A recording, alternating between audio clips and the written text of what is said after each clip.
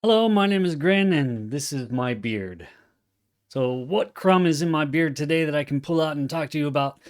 Let's see. Today I want to talk about a story when I first came to Niigata, Japan, and I used to often, once or twice, maybe three times a week, go down to Niigata City and hang out in the bars of the area that had a lot of foreigners in it because I'd like to meet people and kind of figure out what other people are doing and how they are living in Japan as foreigners and get some advice or just learn something.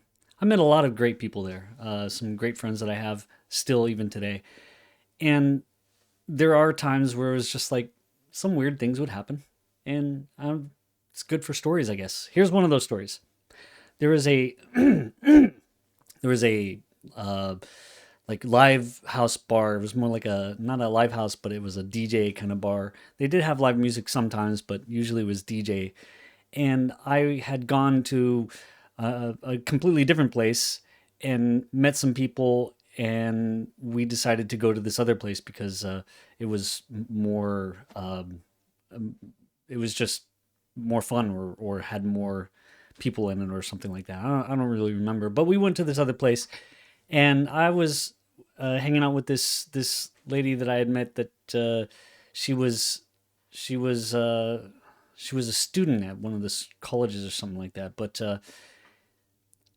she had a friend who was a bit unruly, and apparently during the time we were at this bar, he ended up getting in this fight or something like that with some Japanese guys, and the police came and had to break it up. And because he was her friend, they were like trying to ask her questions, and her Japanese wasn't very good. And since I was, we had just met, I was basically her friend. Um, so I could speak some Japanese and translate basically what she was saying or explaining to them. And they asked a bunch of questions. They asked me the questions, I'd ask her, and then she'd tell me, and then I would tell them. I'm not a translator or anything like that. My Japanese wasn't even all that great, but I guess it was better than nothing, and they didn't have a translator. So I thought I'd just answer these questions for them. And another guy was like, don't just like walk away, just go away. I'm like, "Oh, I can't just go away. The police will stop me. I don't know. I don't know what I was thinking, but in hindsight, I probably should have just said, okay, bye. It's nice meeting you. I'll see you some other time. Because they're like, okay, what we need you to do is we need you to come with us to the police station and make a statement. I'm like, oh man, I just want to enjoy myself and then go home, and they're like, oh, don't worry about it. We'll just ask you a few questions and then we'll bring you back. We'll bring you back. Don't worry about it. I'm like, you'll bring us back, and it's just gonna be short. Yeah, yeah, yeah. It'll be short, and we'll bring you back.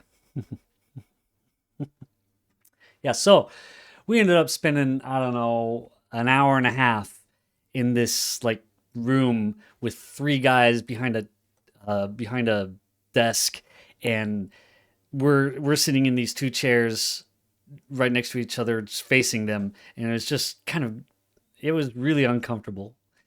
It was like being back in the principal's office in high school, but in a much larger room.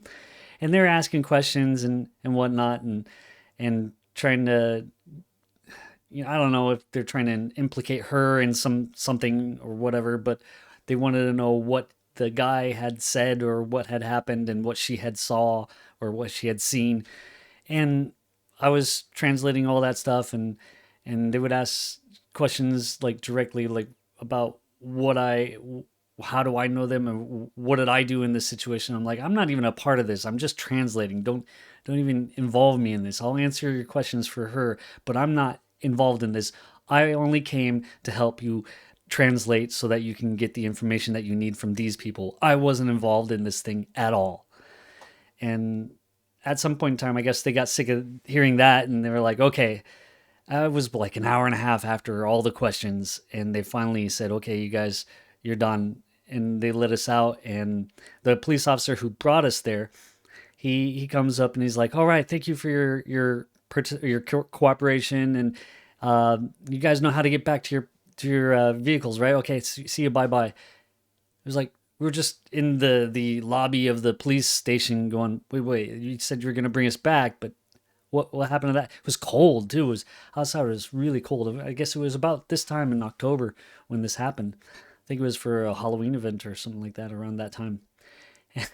So we had to, go back to our cars without, uh, you know, warm clothes. I was cold, but she was colder, so I ended up giving her what little jacket I have, and man, that sucked because I was even colder. We walked back. It was probably about a kilometer away from uh, the place where we were at the party thing, whatever, the house, the house, not house, live house or whatever it was. I can't even remember. It was a while ago, but the point is that these police officers, they'll they just said that they would do this thing and they didn't at all. And I don't know. Okay, maybe they're busy and they've got other things that they got to take care of, but take care of the thing that you said you're going to take care of first before you go doing something else. That would be nice. I don't know. I don't know what to think about it. First, them trying to implicate me in this somehow, and then second, I did them this big favor, and they didn't even. I mean, they gave me a thank you. They said thank you, but that was it. And it's like you can't even give me the ride back to my car that you said you were gonna do. That's kind of messed up. I was kind of hoping that the Japanese police force would be a little bit more accommodating than that, especially to a foreigner. But no, they weren't. Not at all. Not even in the least. I would say. Well, maybe in the least. In the least, they did the least they absolutely had to, which was take us there and let us go. She wasn't even involved in the thing. She was just a friend of the guy, and I wasn't involved in it at all. I was just at the bar enjoying a drink, and all of a sudden the police came in, and then she was being taken. And I'm like, what's going on? And they started asking her questions. She's like, I don't even know what they're saying. I'm like, well, they said this, and she's like, well, I don't know. And I responded to them, and then I guess they just thought I was the translator, or I was. So next time something like that happens, I think I'm just going to be like, oh man, I don't even speak Japanese. I wasn't there. I've got to go. Sorry, bye bye. I'm not going to deal with that. I'm not going to help the police in that way anymore because they're just going to take advantage of it, as far as I can see. Now, I've had plenty of uh, what do you want, encounters with the police, and the times when I actually have to be stopped by the police or talked to by the police has never been a great thing. Uh, and that one time that I'm talking about, this one incident is one of the bigger ones, but the other ones would be like being stopped by the police for not stopping at a stop sign or something like that. This kind of thing happened, I guess, two times. It's not the same kind of. Okay, the first event was there's a stop once you get off the highway in Niigata. There's this stop where you can turn left, but you have to stop before you turn left to make sure no other cars are coming by, and it's got a stop sign on it. I stopped, but they still flagged me down and said that I didn't stop.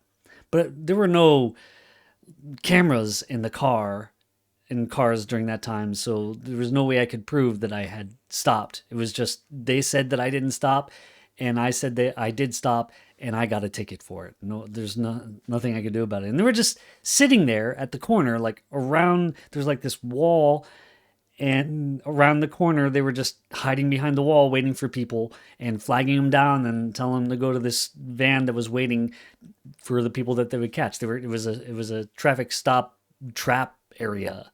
And they do this sometimes during certain times of the year when apparently they need money. And so that's how they get their you know budget filled. Because not too long ago, this next one happened not too long ago, where I was driving on the highway and passing cars on the right side because you got a pass lane and a slow lane. And all of a sudden this unmarked police car behind me, turned on his lights, and I pulled over thinking he wanted to get by, but no, he got behind me and pulled me over.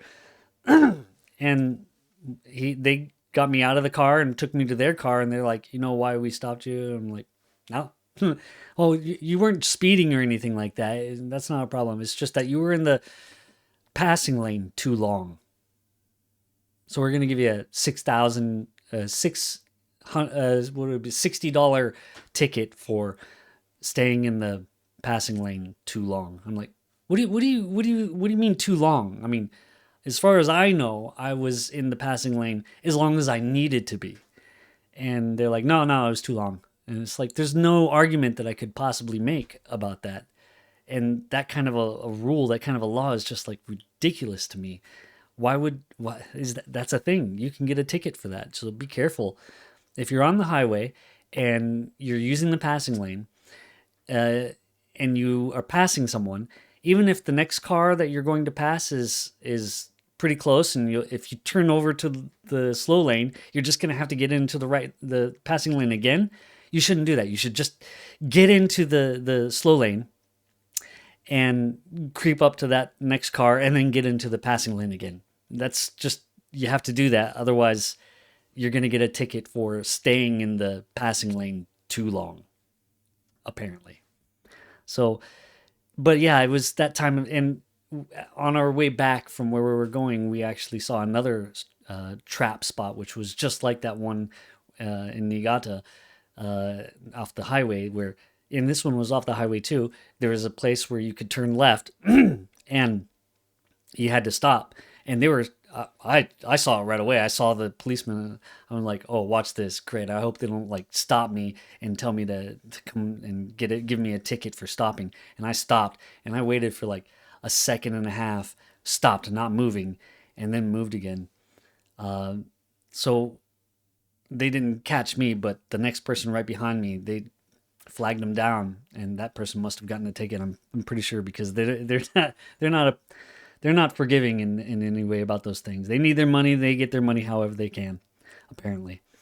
But what I'm suggesting now is, if you are a driver in Japan, you should have a drive recorder, just for these types of things. If they say you were in the lane too long, or they say you didn't stop, you need that drive recorder to prove. Even then, I don't think it would work, because they don't give you a chance to refute it. It's like no court date or anything like that. You just pay the fine, and then your driver's license gets knocked down a little bit.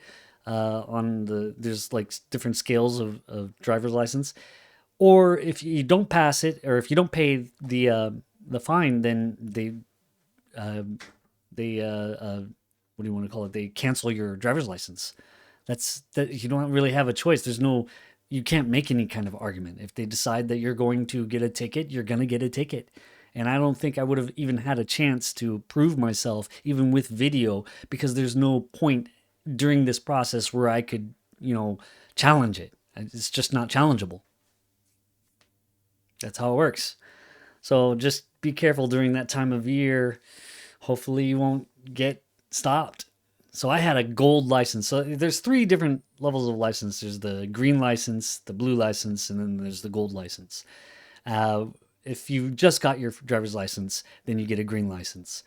And then every year you have to uh, renew your license. But after the third year, you get a blue license, which means you don't have to renew it for 3 years.